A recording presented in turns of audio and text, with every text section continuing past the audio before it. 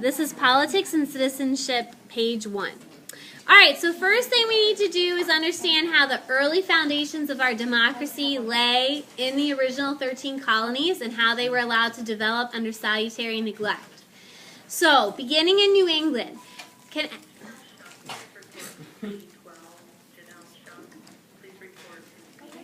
anybody tell me how they set up their governments, key documents, political documents that kind of became the basis for our democracy down the road that were developed there?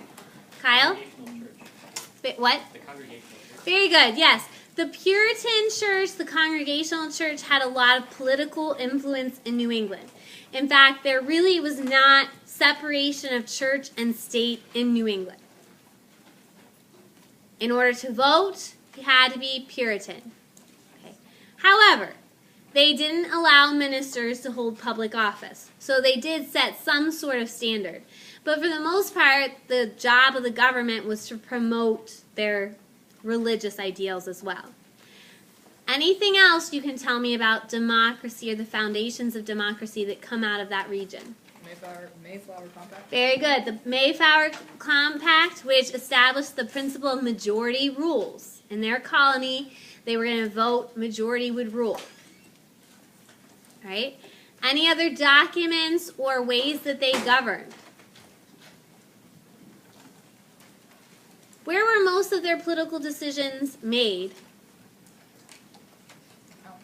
Town meetings, yes. And everybody, if you were Puritan and male, had a vote at those town meetings. You didn't even have to own property in New England, okay, like you did in most colonies.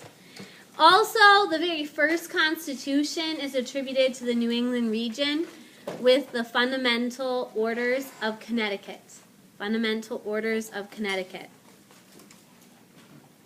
But bottom line is, they don't have a lot of separation of church and state, but it is a representative assembly. It's not a dictatorship. It's not a monarchy here. The people are governing themselves. All right, what about the middle colonies? What do you know about democratic principles in the middle colonies? Anything? Pennsylvania. Can you tell me anything about Pennsylvania? William Penn. William Penn set up a representative assembly. He actually called Pennsylvania his holy experiment because he was going to try to experiment with some governmental principles like representative assembly, freedom of religion. Now keep in mind, even though Pennsylvania was very democratic, New York was a very aristocratic, not a lot of freedom of religion there. All right, Chesapeake. Key terms we need to know about government in the Chesapeake.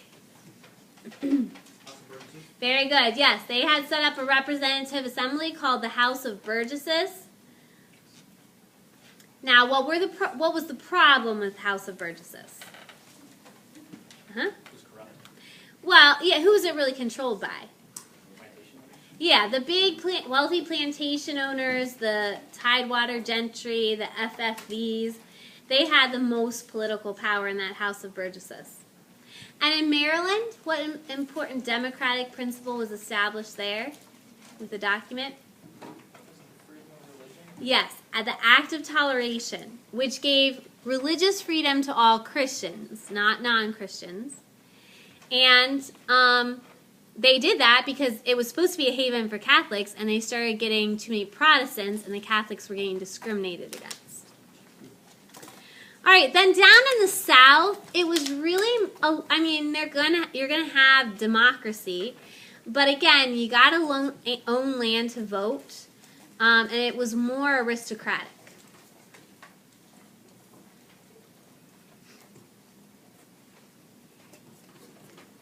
All right, now, many of the founding principles of our country then are going to get promoted by the Enlightenment and the Revolution. They're still the principles that we're founded upon today. So key issues that led to the Revolution and led to the founding of our first government: direct representation versus virtual representation. What was the issue we were having there leading up to the Revolution? Dylan? Britain was taxing us, and we said we wanted representation in Parliament, but they said you have virtual representation, and so that's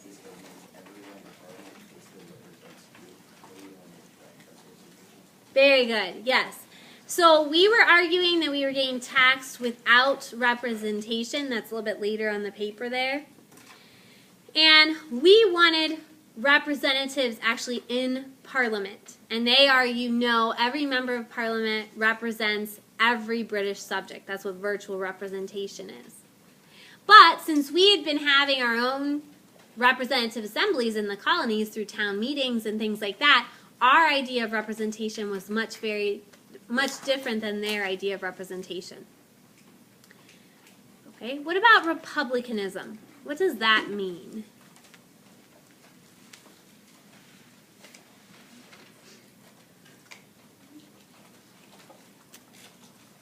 Republicanism means that the government should exist for the common good.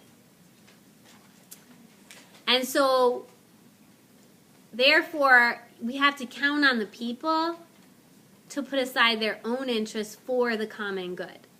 That's the only way that true republicanism can work. But this is a founding principle of our government. The government exists to take care of the people, to protect the people's rights.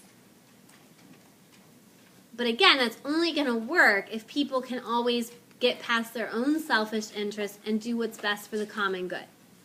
And that's the big debate revolving around the Articles of Confederation and the ratification of the Constitution. Is that truly possible? Okay, so we'll come back to that. The Enlightenment. Key Enlightenment philosophers that influenced our revolutionaries. Yeah, John Locke being the basic one. And he developed the idea, or it was earlier people, but he built on the idea of natural rights. What are your natural rights? Life, liberty, and property. Very good. Life, liberty, and property, or as stated by Jefferson in the Declaration, life, liberty, and the pursuit of happiness. He has also explained the social contract theory. And this became the basis for the reason for us declaring independence. Again, the beginning of the Declaration of Independence is basically Jefferson spelling out the social contract theory. What is the social contract theory?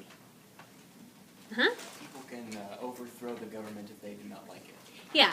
The job of a government is to protect the natural rights of its citizens. That's the first part. The job of a government is to protect the natural rights of the citizens.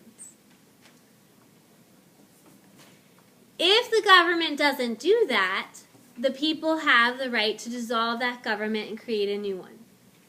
So if the government does not protect the citizens' natural rights, the people have the right to dissolve that government and create a new one. And that becomes the foundation of us declaring independence. All right, yeah. What time period did John Locke live in? Was it back in France a while ago? In England, yeah, in the early 1700s, early and mid 1700s. Okay, now, so the Enlightenment, just keep in mind, there's been essays that ask you, how did the Enlightenment influence the ideals of the Revolution? So you'd have to talk about representation, you'd have to talk about natural rights, social contract theory, republicanism. You'd probably need to throw in Thomas Jefferson, the Declaration of Independence, Thomas Paine, common sense, okay? Those would all be key things to talk about.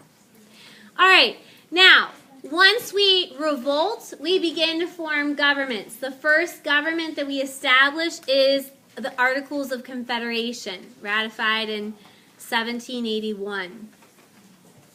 Now, what are some positives about the Articles of Confederation? What are some good things that happen while we're under the Articles? John? Yeah, let's do the Revolutionary War. Yes, it gets us through the Revolution, and we successfully negotiate the Treaty of Paris of 1783.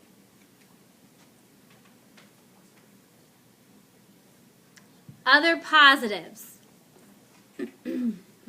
Northwest Ordinance. Very good. The Land Ordinance of 1785 and the Northwest Ordinance of 1787.